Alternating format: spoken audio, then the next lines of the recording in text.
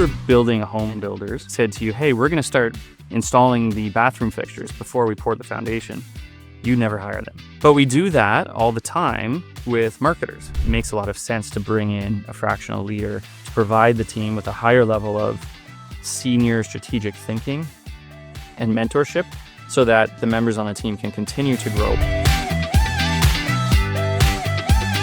Many CEOs believe that they have a marketing problem, but in reality, they often have a clarity problem. And when your messages land, growth becomes an uphill battle. If you're a CEO and you feel like your target audience isn't paying attention to you, it's because you're not paying attention to your brand. If you start paying attention to your brand, your target audience will start paying attention to you.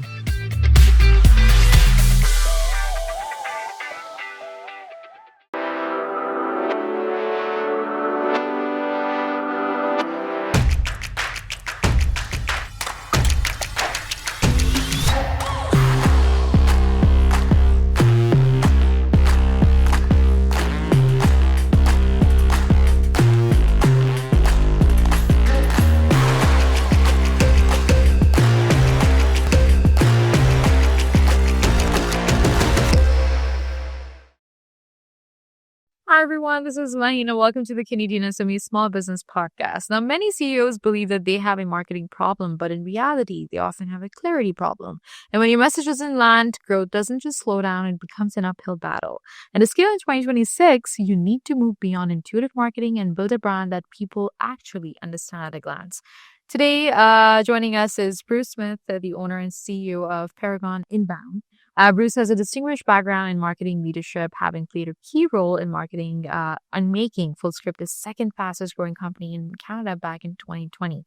Now, with an MBA in innovation and entrepreneurship and a global perspective shaped by studying and working in France, China, and the US and Australia, Bruce now acts as a fractional CMO and a strategic advisor to leadership teams across SaaS, cybersecurity, and non-for-profits. There's lots to dive in and delve deeper into. So without further ado, let's welcome our guest, Bruce. Bruce, we're very pleased to have you on the show today. Welcome to the podcast. How are you? Thanks very much for having me. I'm excited to be here. Very pleased to have you with us. Now, Bruce, let's begin our conversation and open it up with understanding the branding reality check, right? You've seen brilliant companies, they struggle simply because people couldn't explain what they actually do after looking at their website. Tell us, what is a brand strategy? And why is it so important for businesses to start with their brand before they even begin building their marketing strategy and executing it? Yeah, so the brand is really the foundation of everything that you want to do with your marketing. And if you were building a home, for example, and you met with home builders and they said to you, hey, we're going to start installing the bathroom fixtures before we pour the foundation, you never hire them. Right. Not in a million years. But we do that all the time with marketers, where maybe we have a growth problem and we talk to marketers and say, hey, how can I fix this? And I start saying things like, well, we need to run some paid ads, or we need to lean into SEO or email marketing or your website or any of those things. And those are all good things. Don't get me wrong. We provide those services to our clients as well, but they're not foundational. And if you don't have a strong foundation, then whatever it is that you're building is going to crack eventually. So it's really critical that you strengthen your brand, which is the foundation of everything that you're doing with marketing. Wow. And there's a few ways that you can do that. We use a system that takes the leader or the CEO or the owner through some key categories that they need to define so that their brand can be strong. So the first thing we start with is talking about the why behind the business. That thinking was popularized by Simon Sinek several years ago. But we really need to define that. Why does this brand exist? What's the purpose behind it? Then we move into things like the emotional and functional benefits that someone derives from engaging with your brand. So an emotional benefit might be something like relief or pride or joy, excitement. A functional benefit is really the tangible outcome from engaging with your brand. And then we move into my favorite part, which is defining a brand's personality. We do that using a tool called the brand archetype wheel, which identifies 12 archetypes that we know from decades, if not centuries of storytelling, people are very attracted to and drawn to. So there's all sorts of different archetypes that we can use to define a brand. One of them, for example, would be the hero archetype. A brand that leverages that strongly is Nike. as an example. Another archetype might be the outlaw, which is something that a company like Harley Davidson leans into very heavily. So we define that archetype for the business that we're working with. And then from there, we get into aspects like the tone and voice of the brand. What does this brand sound like? And more importantly, perhaps, what does it not sound like? So that we can make sure that the brand is communicating consistently and that its core attributes are coming across whenever marketing is taking place. So once we define that personality, we firm up with a few more things, such as the promised experience from engaging with the brand and the values that underpin the brand. And once we've got all that in place, you've got a strong foundation and a brand that will be meaningful to your target audience, differentiated from your competition in the marketplace, and salient, which essentially means that your brand is memorable when your target audience is making a purchasing decision. That is such a powerful reminder, Bruce, that if you confuse your customers, you eventually lose them to a competitor who's much clearer. Now let's focus on replacing let's turn our focus to replacing founder intuition with a clear, scalable marketing strategy. Bruce, why does a written marketing strategy matter, and how do you keep it actionable? Yeah, so we get this question a lot from founders or CEOs who already have a strong intuitive sense of what they want to do with their marketing. And we always remind them that a strategy is about more than just a list of activities, but it's actually an important guide that helps us navigate through all different types of circumstances that might come up. So the first key thing that a strategy will do for you is help to clarify areas of focus for the year. There's always a strong temptation, especially in marketing, to try and do 10 different things at once. But the issue is you get into kind of this inertia and nothing actually happens. So strategy forces you to contain your focus into, let's say, 3 major goals for marketing for the year. We always try to keep it at 3 or less. And what that does is it surfaces trade-offs that need to be considered and allows you to have those conversations and consciously think about those trade-offs when you're in strategic planning mode and not when you're in firefighting mode or when you're just trying to get through a bunch of things. So it maps where you want to go for the year. It surfaces those trade-offs. But a written strategy, a written marketing strategy is also critical for identifying what the cadence is going to be for execution throughout the year so that, again, we've thought through when things are happening. And we also identify the metrics that we're going to use to evaluate success, both on an ongoing basis through the year and at the end of the year. So there's a lot more that goes into a strategy than just kind of a list of things that we want to do. And even if you feel strongly like, okay, I know I need to lean into social media, for example, this year, that's a great starting point for building your strategy, but it doesn't replace the need for a strategy.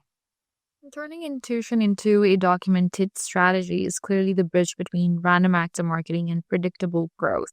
So thank you for highlighting that, Bruce. Now, let's shift our attention to how fractional leadership provides strategic direction without the full-time overhead.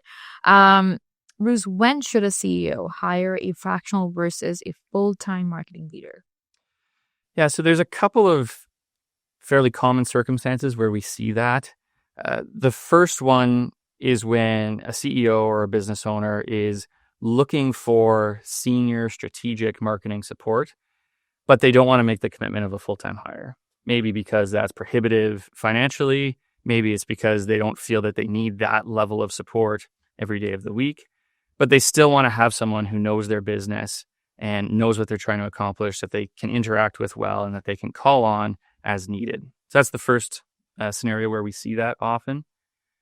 The second one is oftentimes when a business is going through a transition or trying to break through a certain stage, or perhaps they're facing some disruption. So, for example, a lot of times CEOs or leaders will have a marketing team that they feel very strongly about, that they like, that's been good for a certain season of the business, but now things are changing, right? Perhaps they've hit a revenue plateau and they need to push past that.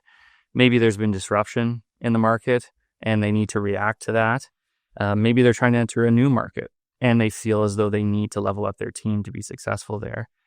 And that's a circumstance when it makes a lot of sense to bring in a fractional leader to provide the team with a higher level of senior strategic thinking and mentorship so that the members on the team can continue to grow while having that support. and the CEO feels as though they've got a strong, experienced leader that they can tap into when needed. That is a great model. The fractional model is a brilliant way for SMEs to really access big brand expertise without the massive overhead for a full-time executive. To the founders watching, if you think that your marketing is fine, then try the stranger test. Ask 5 people who don't know you to look at your website for 30 seconds and explain what you do. If they can't answer confidently, you don't have a lead problem. You have a positioning problem. And in 2026, clarity is your greatest competitive advantage.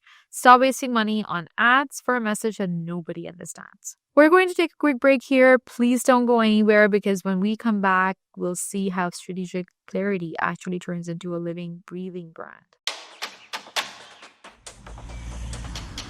Hey, you think you know UPS? Yeah, that's us. Everybody knows that. You know what you didn't know? This. Okay, try to keep up. Ocean, us. Ground, rail, air, so us. Guess who? Us. Customs cleared, borders cleared, done. Us. Still with me? Wait for it. Boom. Us. Intelligent, automated, fulfillment. Us. Yep. Healthcare too. Digital your thing? Yeah. Well, book it, ship it, track it. You feeling me yet? Yep. That's all us. That's all UPS.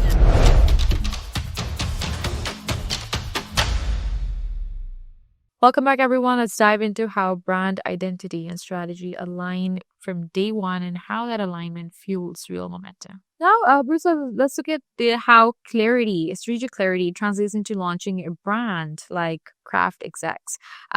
Please tell us, how do you align brand identity with strategy from the start when working with your clients? Yeah, so Craft Execs was a really interesting opportunity for us because we were building a brand from scratch. Oftentimes when we engage with our clients, that's not on the table, right? They have a brand that they already is already in the marketplace. They feel strongly about. They just want to strengthen that brand. But Craft, we were really building something from the start. So the overall answer, though, is that once you have your brand strategy in place, that brand identity becomes the through line that runs through all of your marketing and runs through your marketing strategy. So, for example, when we were building a website for Craft Execs, one of the things that we need to make sure is very present is that brand identity, that it's very obvious, that it's present. So for instance, with that brand, we had said, this is going to be a very confident executive brand, professional. And so we needed to make sure that that came through in all of the writing that we did for that website and how we designed the website, the structure of it, the experience. All of those things needed to come through as we executed on the website. So it sort of becomes that through line. Again, another example for a company would be if they've identified that perhaps in the next year they want to increase their revenue that's generated from the website. Well, there's a number of ways that you can do that. You're going to look at optimizing the site. Do we need to rebuild the site? What needs to happen there? But your brand identity needs to be extremely visible and strong and present so that you're creating the experience that you had promised to yourself and to your customers that you want to experience. And that is something that's easy to lose track of.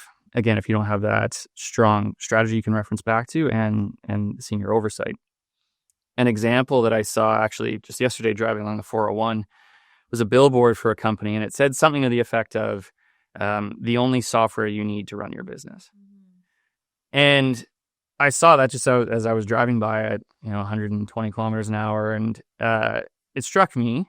It stood out because the colors popped and the font popped and that sort of thing. It caught my eye. But the more I thought about it as I drove, the less I liked it. Right. Because what they had done was they had clearly, between the colors and their positioning, they had clearly spent time thinking about their brand. But as they executed their advertising, they started to drift into talking about features rather than benefits. So the promise of one software for your entire business, I don't even know if that's a realistic promise, if it's believable. Business owners often know how many different softwares they have to rely on. And beyond that, even if it was, it's really a feature, right? It's not a benefit. There's a so what question that hangs out there. Well, so what? Like, I don't necessarily need all my software in one place. So what's the benefit of that? Oftentimes, we have to ask so what multiple times to get through to the real answer. And that's critically important in terms of reinforcing your brand identity when you go out into the public space. Seeing a brand come to life through a focused strategy proves that great design must always be preceded with great thinking. Finally, let's move the conversation to how global experiences shapes your innovative approach to branding. Bruce, please tell us, how has your global experience shaped your approach to marketing and growing brands in Canada? Yeah, so as you mentioned earlier, I've been fortunate enough to study and work in several different cultures. And the thing that I've learned actually is that at its core, marketing is all about understanding people, connecting with people, and understanding how to influence them. Right. And that's true whether you're marketing in China or Australia or Canada. So the question is, how do you do that, right? And we use a tool that we lean into often called brand personas, buyer personas, marketing personas. All mean more or less the same thing. What that is a sort of semi-real, semi-fictional avatar of a target buyer that a company is trying to engage with. So, for example, if you were trying to reach CEOs who are navigating a merger and acquisition with their company, that's your target, your professional services firm, and that's your target audience. What we would do is say, okay, let's break down the demographics of this individual. What's their name, gender, what size of company are we talking about? Like, how many employees, how much revenue, where are they located, those sorts of things. Then we would move into the background of the situation that they're facing. And then we would get into their psychographics. So what are their pain points? What are their major concerns right now? Where are they looking for help? What are they looking for in a potential partner to work with them? And then what's going to influence their buying decision? Right. So we work through that. Oftentimes there's between 3 and 5 personas that we identify. And then those become really foundational pieces for our marketing, because now we understand exactly who we need to talk to and exactly what concerns them and how we can reach them. So that's true regardless of the culture that you're marketing in. And to me, it just it speaks to the importance of the exercise, that you need to do it well and thoroughly, right? I can't just walk into a different culture and say, oh, I know everything about this, right? You have to dig in and actually do the task well. Mm-hmm. But once you've done that, once you understand who you're trying to reach and how to influence them, then you're set up for success with your marketing. Now, seeking out international perspectives is clearly one of the best ways to spark the creative ideas that lead to true business breakthroughs. This was a great conversation. Thank you so much, Bruce, for all the insights and expertise that you were able to share in such a short amount of time. Now that we're wrapping up, there's one piece of advice for CEOs whose marketing has stalled. What would it be? Yeah, so I'll say that in my experience, oftentimes if you're a CEO and you feel like your target audience isn't paying attention to you, there's oftentimes, at least partially, it's because you're not paying attention to your brand. And so my biggest piece of advice would be to find a partner that truly understands branding, that can help you audit your brand and strengthen your brand so that you're in a position to, again, you have that strong foundation in place and you're well positioned to build on that with your marketing strategy and execution. Because what I've found time after time, again, is that if you start paying attention to your brand, your target audience will start paying attention to you. That is a great reminder, really, to go back to the basics of clarity and positioning. Thank you so much for your time, Bruce, for joining us. And again, for sharing such great expertise. Great. Thanks for having me. And that was Ruth Smith from Paragon Inbound, a vital look at why the best marketing strategy in the world can't save a brand that nobody understands. Thank you for tuning into the podcast. Please be sure to subscribe and visit CanadianSME.ca for more resources. A special shout out and a thank you to our partners, UPS, Avon Global College, Google, and ADP for their ongoing commitment to empowering small businesses across Canada.